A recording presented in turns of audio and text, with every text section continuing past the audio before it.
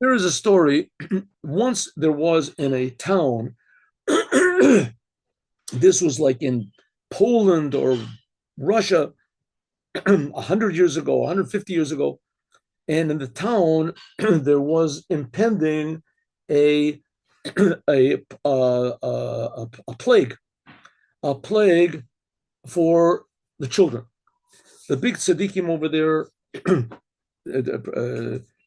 said that they that there was a danger approaching the whole community, and sure enough, children started to get sick, and the doctors didn't know what to do, and so everybody gathered together, and they prayed, and it didn't help. The prayers didn't help, and the children continued getting sick, and they got sicker and sicker. So they all made what's called a shalat chalom, a dream request. What's a dream request? There's different opinions of what this is, but generally speaking, all the great holy men of the community, they made a request for God. They prayed, said certain prayers and fasted and everything. They went to sleep, and they would wake up. Is this working? Yes. And yeah, and they would go to sleep, and when they would wake up, they would have this the answer. Some opinions say that they would put a blank piece of paper underneath. When they woke up, it was written on the paper. In any case, the answer that they got was Shlomo the butcher should pray. He should lead the congregation.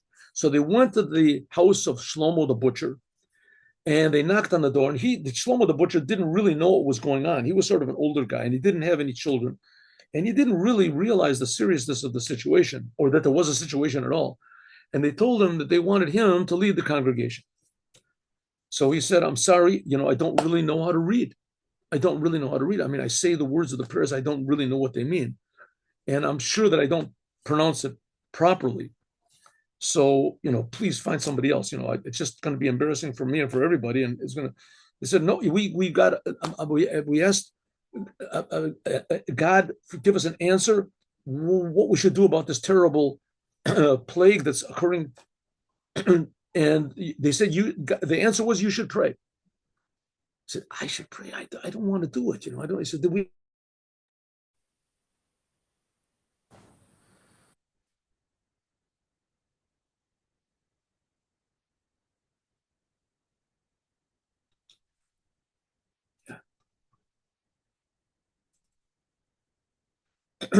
All right, so continue. There's the interruptions in the Zoom. Something's wrong. So I don't know where it cut off. So there was a terrible plague in a city. The children were dying, and the elders got an answer.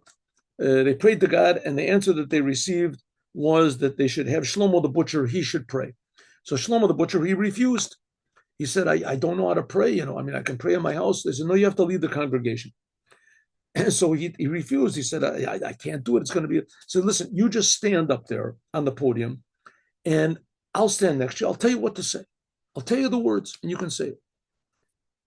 So he said, okay. He tried to get out of it, but they said, this is, this, it might help. You're going to help you don't want to help the people. You want to help the children. Yeah, okay, I'll help.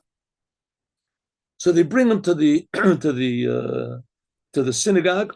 The doors are open, and everybody is very happy to meet him. Suddenly, he shakes himself free from the rabbis, and he runs out of the synagogue, pushes everybody, runs out of the synagogue, runs back home. So they say, what are we going to do? We're going to bring him back here. He's just going to run away again. Wonder why he did that. What's happening? Maybe he doesn't care about the children. He doesn't believe in himself. Maybe we didn't support him enough. After about 15 minutes, they're talking about what to do. They hear the sound of a wheelbarrow. And there is Shlomo, the butcher, coming in, and his scales are on the wheelbarrow. A butcher, these people, they have scales, right? So it's like a pillar, and then they have like you put a weight on one side, let's say a pound, and then you put meat on the other side, a pound, and the weight on the other side, 2 pounds. And 2 pounds. So he comes in with his scale, and all of his weights are there. And nobody understands what in the world is going on. It comes in the scale. So no one wants to ask him. They're happy he came back. He comes in, and he lifts the scales up.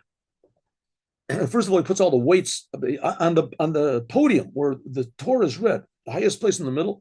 puts all the weights over there, lifts the scale up. It's very heavy. And he stands up and he holds the scales up and he says, God, this is probably what you want. He says, these are my scales. You know that I check my scales twice a day. Take the scales. Take the scales if that's what you want. Save the children. Please don't hurt the children. He starts crying. He breaks down crying. They run up, they grab all the scales, they put it down, and he's weeping and crying. He does that.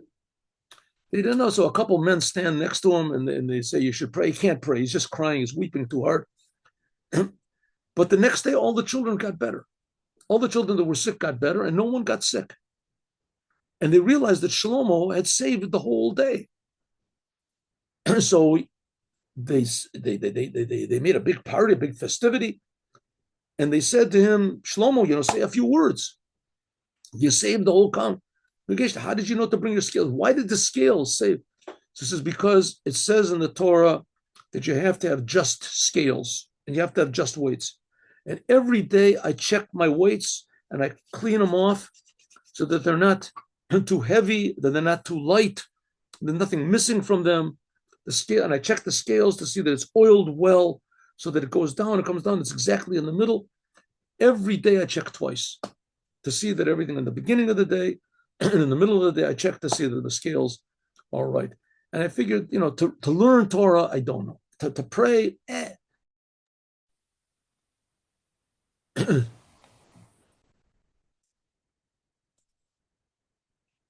So am I, the Shlomo, the butcher, he came back with the scales and he held them up. He said, take my scales back. And that stopped the plague. It stopped the sickness of the children. So he said, this is the only thing I have that's a little bit special. I check my scales every day. I don't know really how to pray. I don't know how to do, I do commandments like everybody else. I think that's maybe what I'm special.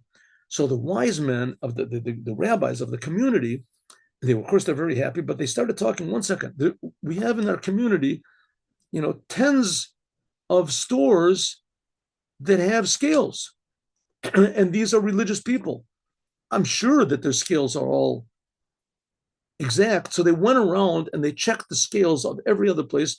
And sure enough, each one of them was a tiny bit off, not anywhere near enough to constitute thievery or whatever, a tenth of an ounce, 100th of an ounce, a gram, something.